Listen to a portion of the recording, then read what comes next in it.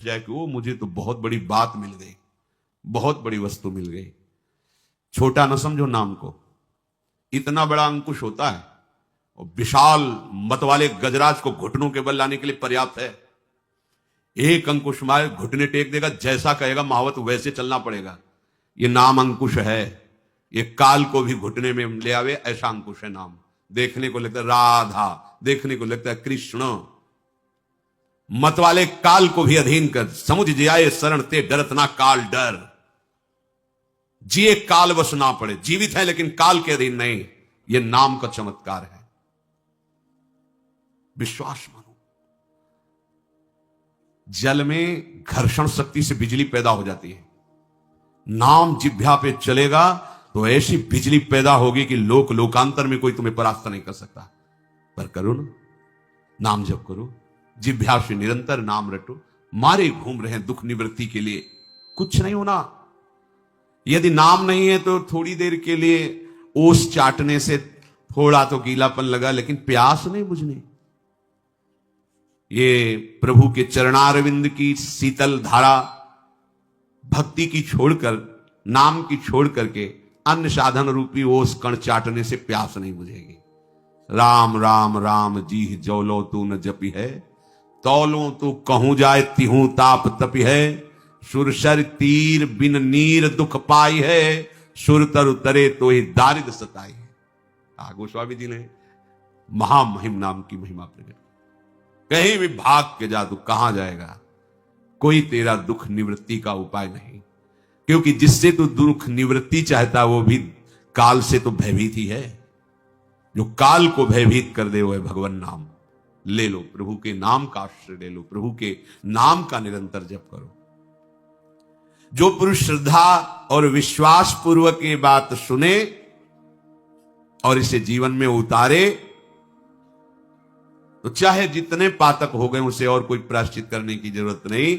ये नाम ही समस्त पातकों का नाश करके भगवत प्राप्ति करा देगा। परीक्षित जी ने पूछा, भगवान एक बात हमारे मन में और आ रही, आज तक हमने कभी किसी इतिहास में, कभी किसी ग्रंथ में ये नहीं सुना कि किसी ने यमदूतों का अपमान करके भगा दिया हो। अपमान ही उनकी फांस काट दी, और तुम नहीं जानते हो धर्म का क्या स्वरूप है, धर्मराज के दूत बनते हो, ये निष्पाप हो गया है, चलो भागो यहां से। भगवान के पार्षदों की महामहिम तेज वृत्ति के आगे यमदूत कांप रहे थे और भाग गए। फिर क्या हुआ जब वो गए यमराज के पास, तो वहां फिर क्या हुआ ये मुझे जानने की इच्छा है, क्योंकि धर्मराज के शासन का त्रिभुवन में कोई उल्लंघन कर सके ऐसा कोई नहीं। काल दंड उनके हाथ में रहता है, धर्मराज के हाथ में काल दंड रहता है। यम पाश में बांध ले, काल दंड का प्रहार कर दे, कोई भी त्रिभुवन में ऐसा नहीं कि उससे बचाव पक्ष कर सके। ये बड़े बड़े लोकपालों को अलग अलग, जैसे वरुण पाश, भगवान वरुण देव के पास, वो वरुण पाश में बांध ले, निकलने की सामर्थ्य किसी की नहीं। जैसे इंद्र के हाथ में वज्र, प्रहार कर दे, अमोघ अस्त्र। भगवान ने ऐसी दिव्य शक्तियां बड़े बड़े ईश्वर कोटि के लोकपालों को दे रखी है। बोले आज तक कोई धर्मराज के शासन का उल्लंघन कर दे ऐसा कहीं इतिहास में वर्णन नहीं। क्या हुआ, इसके बाद क्या हुआ? भगवान श्री सुखदेव जी कहते हैं, भगवत पुरुषैराजन याम्याः प्रतिहतोद्यमाः पतिम विज्ञापयामाशुर यमं संयमनी पतिम। संयमनीपुरी के स्वामी परम शासक यमराज के पास जाकर उनके दूतों ने सर झुकाकर प्रणाम किया और कहा, प्रभु संसार के जीव तीन प्रकार के कर्म करते हैं, पाप पुण्य और पाप पुण्य से मिले हुए, और उन जीवों के कर्मों का फल देने वाले केवल शासक आप हो। क्या और कोई शासक है क्या? प्रश्न किया जाके कि अभी तक तो हम समझते रहे कि त्रिभुवन में कर्मों का परिणाम देने वाले आप ही न्यायाधीश हैं, क्या कोई और शासक है क्या? यदि संसार में प्रभु दंड देने वाले बहुत शासक होंगे तब तो निर्णय व्यवस्था डगमगा जाएगी। कोई कुछ निर्णय करेगा, कोई कुछ निर्णय करेगा। कितने हैं दंड देने वाले शासक इस त्रिभुवन में? क्योंकि कर्म करने वाले अनेक हो सकते हैं, लेकिन न्याय करने वाला एक होना चाहिए। तो अभी तक तो हम आपको ही समझते रहे जगत का स्वामी, निर्णायक। पर ये क्या नाम मात्र के बहुत से शासक हो सकते हैं? इसलिए पाप पुण्य का हिसाब होना तो फिर बहुत मुश्किल पड़ जाएगा। अपने अपने हिसाब से अगर कई शासक होंगे, निर्णय करेंगे, किसकी बात मानी जाएगी? प्रभु, आज तक देखा गया है कि आपके द्वारा नियत किए हुए दंड की अवहेलना करने की सामर्थ्य किसी में नहीं है। किंतु अभी अभी की बात है, दो बहुत तेजस्वी महापुरुषों ने आपकी आज्ञा का उल्लंघन करके यमपास को काट दिया। प्रभु, आपकी ही आज्ञा से हम गए थे, एक पापी को यातना गृह नरक की ओर ले आ रहे थे, तो उन दिव्य पुरुषों ने बलपूर्वक हमें डांटा और फंदे काट दिए। तो मैं जानना चाहता हूं कि वो कौन है जो आपके भी शासन का उल्लंघन कर सकता है। यदि आप अधिकारी समझते हो तो आप मेरे संशय का निवारण करें। प्रभु, बड़े आश्चर्य की बात हुई, उस पापी को हम दंड देने में वाले ही थे कि उसके मुंह से निकल गया नारायण, और वो सिद्ध पुरुष आकर डरो मत, ऐसा कहते हुए तत्काल बचा लिया। जब प्रजाशासक भगवान यम अपने दूतों का ऐसा प्रश्न सुना तो सबसे पहले हाथ जोड़कर मस्तक झुकाकर प्रभु श्री हरि को प्रणाम किया। यमराज ने दूतों से कहा, तुम अभी नहीं जानते हो कि सबसे बड़ा विधान करने वाला कौन है। मैं तो उनका एक छोटा सा पार्षद हूं।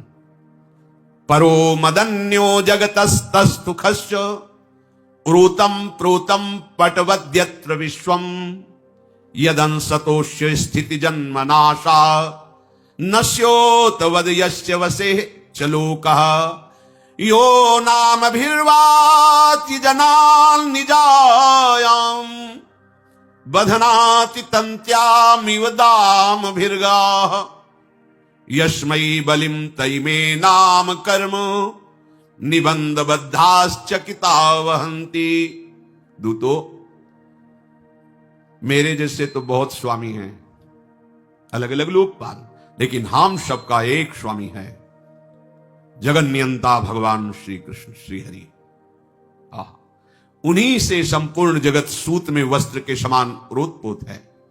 उन्हीं के अंश से ब्रह्मा, भगवान विष्णु, भगवान शंकर और ये चराचर जगत और इसकी लीला, उत्पत्ति, स्थिति, प्रलय, ये सब उन्हीं से होती है। ये सब ऐसे हैं जैसे नथे हुए बैल को रस्सी लेकर जैसे चलाना चाहता है वैसे वो बैल वाला चलाता है।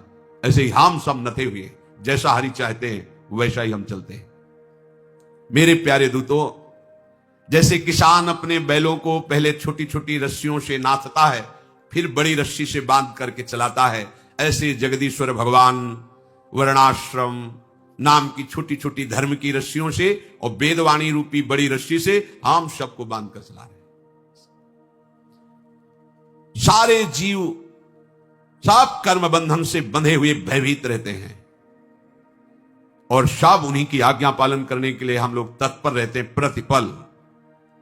दूतों, मैं यमराज, देवराज इंद्र, निरति, वरुण, चंद्रमा, अग्नि, भगवान शंकर, वायु, सूर्य, भगवान ब्रह्मा, 12 आदित्य, विश्व देवता, 8 वसु, साध्य, 49 मरुत, सिद्ध, 11 रुद्र, रजोगुण तमोगुण रहित भृगु आदि प्रजापति, बड़े बड़े देवता, बड़े बड़े ऋषि मुनि, सब उनके अधीन उनकी आज्ञा का पालन करते हैं, जो इस लोक के महेश्वर भगवान श्री हरि हैं।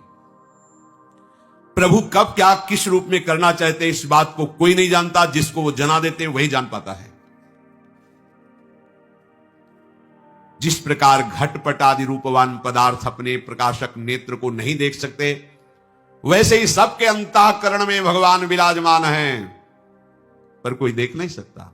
देख वही सकता है जो देखना चाहता है। जो देखना चाहता है तो वैसे ही चलेगा जैसे देखने वाले चलते हैं। प्राणी के इंद्रिय, मन, प्राण, हृदय, वाणी, किसी की भी सामर्थ्य नहीं किसके द्वारा वो उनको जान सके, और रहते उन्हीं के हृदय में। प्रभु सबके स्वामी हैं, परम स्वतंत्र हैं, मायापति हैं, पुरुषोत्तम हैं, और जो उनके दूत हैं वो उन्हीं के समान महिमा, रूप, गुण, स्वभाव से संपन्न हैं और समस्त लोकों में सूक्ष्म रूप से विराजमान रहते हैं भगवत पार्षद। इसलिए डरने की जरूरत नहीं। हर समय भगवत पार्षद आपके पास हैं। आप गलत करोगे आपको दंड मिलेगा, वो देख रहे हैं, बचाएंगे नहीं। आप गलत नहीं हो, दंड देने का अधिकार काल को भी नहीं रहेगा अब आपके ऊपर।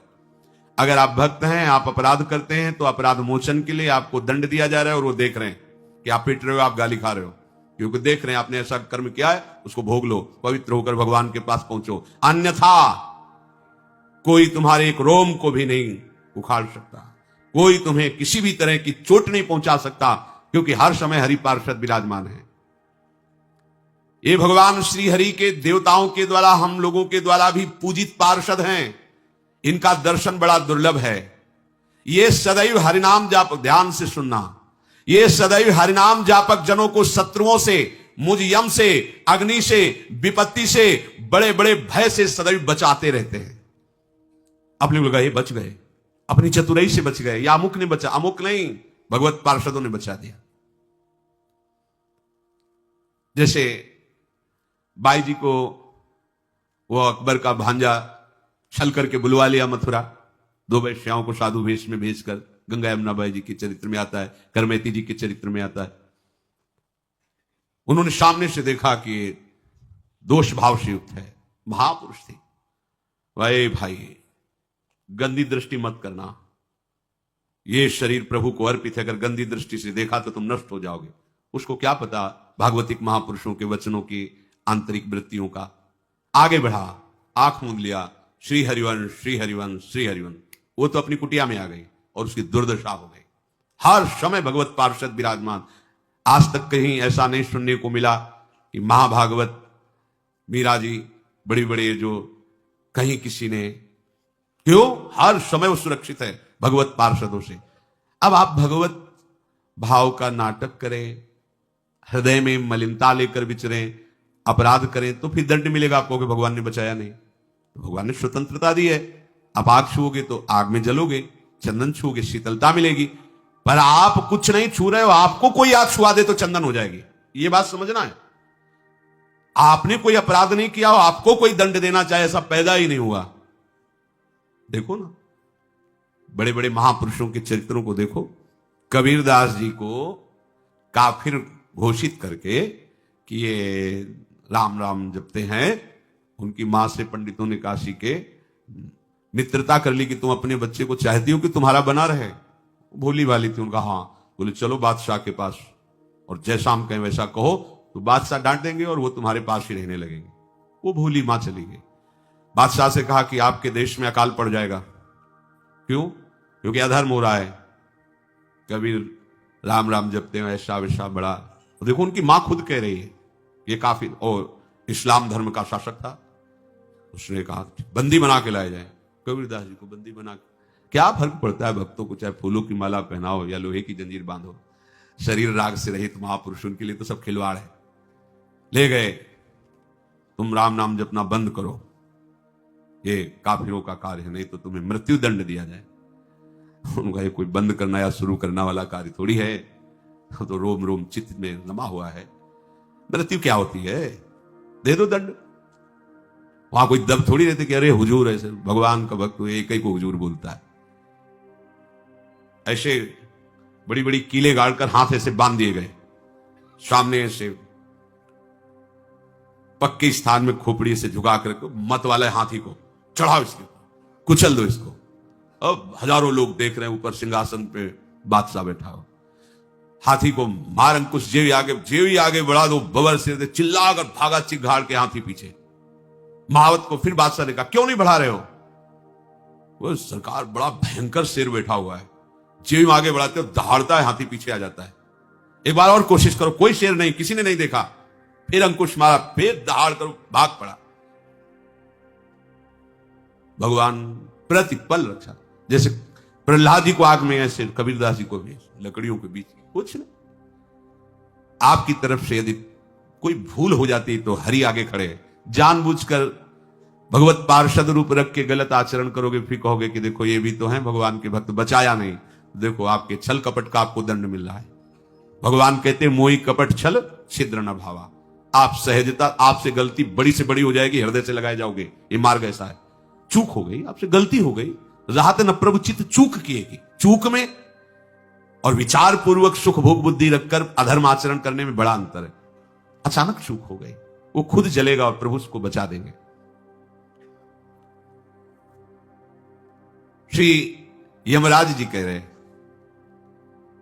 भगवान के पार्षद सर्वत्र विराजमान हैं।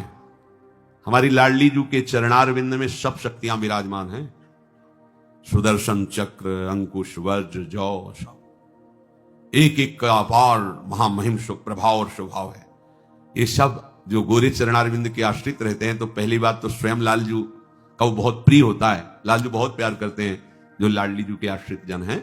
निज प्राणेश्वर्या, ये हमारी प्राणेश्वरी की सेविका है। प्राणेश्वरी राधा नाम लेता है, ये राधा चरणारविंद का आश्रय लिए है। और फिर स्वयं स्वामिनी के एक एक अंश से अनंत चामुंडा, दुर्गा भयंकर शक्तियां हैं, इन्हीं के अंश से हैं। तो जो अंशी श्री जी का भजन करता है, तो जो अंबा है, जगदम्बा, ये सब शक्तियां उसकी सुरक्षा करती है। आप ऐसी जगह थोड़ी जुड़े हैं, क्योंकि भोली भाली लाडली जो नील कमल लिए चल रही हैं, विपत्ति से बचाने के लिए हमें किसी और का सहारा लेना पड़ेगा। इस नील कमल में ही भारी चमत्कार है। इस नील कमल का जो आशक्त चित्त है, वो त्रिभुवन का स्वामी काल भी उसके अधीन है। अरे बहुत बड़े दरबार के अपने लोग भिखारी हैं, बहुत बड़े दरबार के। बस ये बात हृदय में बैठ जाए तो झूम जाओगे। महारानी जी के आप हैं, लाडली जी के आप हैं। यहां तक पहुंच वेदों की भी नहीं है। ये तो पता नहीं कैसे जैसे तिनका उड़ करके कहीं किसी उच्च स्थान पर चला जाए। अपने लोग ऐसे हैं, अपने लोग आए थोड़ी हैं। ऐसे तिनका वायु ने कृपा की और उड़ा के बहुत पवित्र स्थान में बैठा दिया। अब तिनका सोचे कि मैं जी न, वो बेचारा तो एक कदम भी नहीं चल सकता था, ये तो वायु की कृपा हो गई। ऐसे महारानी जी की कृपा हो गई, जो हमको महारानी जी के चरणों का आश्रय और नाम जप करने का, उनकी महिमा, उनके अधीन होने का सौभाग्य मिल गया। प्रभु धर्म की मर्यादा का निर्माण करने वाले हैं। पूर्ण रूप से प्रभु को ना कोई ऋषि जानता है, ना देवता जानता, ना कोई सिद्धगण, ना कोई मनुष्य, ना कोई विद्याधर, ना कोई चारण, ना कोई असुर, कि इतना ही है आज तक कोई नहीं जान पाया। वेद भी नीति नीति कह करके हाथ उठा दिए, पर रसिक जानते हैं। यहां रसिक नहीं लिखा है। भगवत रसिक, रसिक की बातें रसिक बिना को समझ सके ना। जिसे वेद नीति नीति कहते हैं, जो रस नेति नेति श्रुति भाख्यो, ताको ते अधर सुधारस चाख्यो। जाहि विरंचि उमापति नाये, तापे ते बन फूल मिलाए। सुन मेरो बचन छबीली राधा, तय पायो रस सिंधु अगाधा। ये जब बात समझ में आ जाएगी ना, तो सब समझ खत्म हो जाएगी। ये भी बात समझ लो, ये समझ में आ जाएगी तो फूले फूले घूमोगे। अरे महारानी जी का आश्रय फिर भौं चढ़ी हो और चिंता हो, विषाद हो, मुझे समझ में नहीं आता। अरे हमारी अलवेली सरकार है, नेक हो न रिस्क हो, भूल हो न होत सके। तो बोले फिर ये बल धारण तो करो।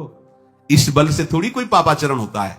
पापाचरण तो प्राकृतिक अहम बल से होता है। मैं विद्वान, मैं जवान, मैं बुद्धिमान, मैं धनवान, इनमें पापाचरण होता है। मैं श्री जी का, मैं प्रभु का, ये तो समस्त विकार रहित करने वाला बल है।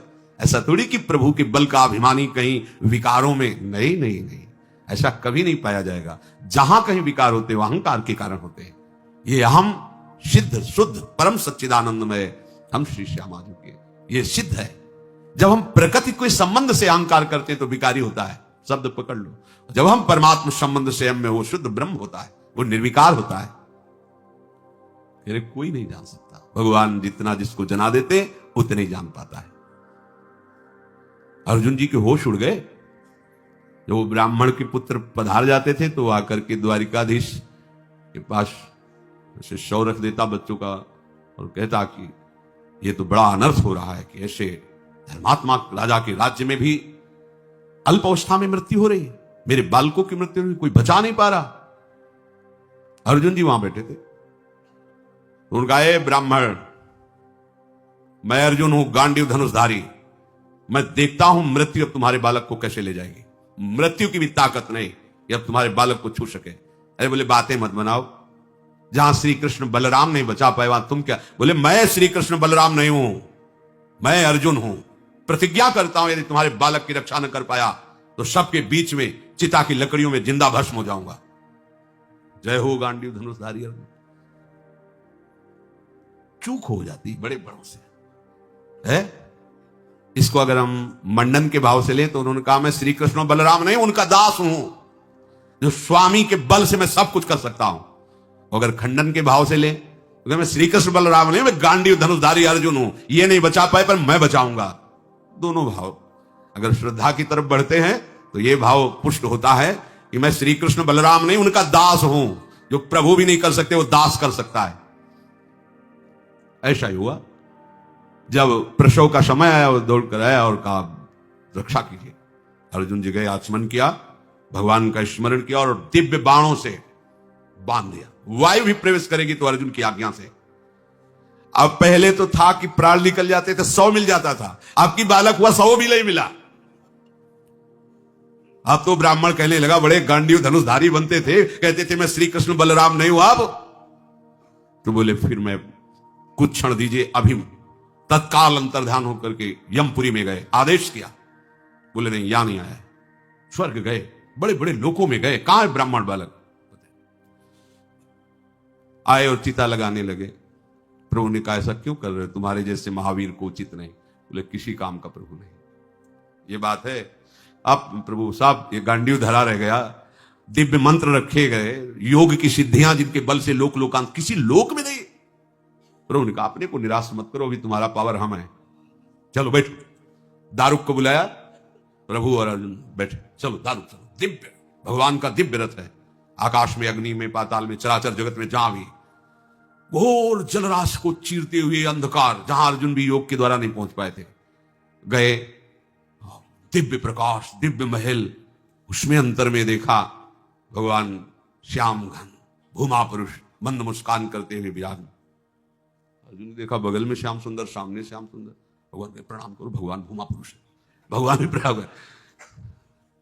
बोले महाराज हम उस ब्राह्मण के पुत्रों की खोज कर। हाँ बोले 6 हैं, ले जाओ। 6 हैं, वो सब ब्राह्मण के पुत्र ही हैं। हम तुम्हें देखना चाहते थे तुम दोनों को, इसलिए बुलाया। हाँ ठीक है। अर्जुन ने कहा प्रभु ये कौन? बोले भूमा पुरुष है। बोले प्रभु हमारी समझ में आ गया कि हमसे चूक हो गई, हम आपको समझ नहीं पाए। नारायण आप बार बार हमको रूप दिखाते हैं, कभी विराट रूप, कभी ऐसा सब, पर प्रभु आज तक मैं आपकी महिमा का पार नहीं पाया। मैं समझ रहा हूं कि मेरी ही चूक के कारण आप ऐसा अनुभव कर। सब कुछ वही बने, उनका कोई पार नहीं पार सकता। जहां योग के द्वारा सब लोगों में जाने पर भी पता नहीं लगा, वहां एक नया लोक मिल गया जहां भूमा पुरुष विराजमान। आज तक कोई इनका अंत नहीं पाया कि भैया हम हरि को संपूर्णतया जानते हैं। सब कोई नहीं, चाहे भगवान व्यासदेव जी हो, चाहे भगवान सुखदेव, कोई भी हो, सब हाथ उठा के त्राहिमाम ही बोलते, क्योंकि भगवान भगवान है। इनकी महिमा को कोई नहीं जान पाया आज तक।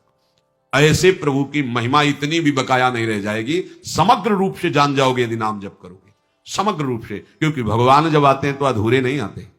भगवान का जब बोध होता है तो अधूरा नहीं होता, क्योंकि पूर्णमदः पूर्णमिदं पूर्णात् पूर्णमुदच्यते।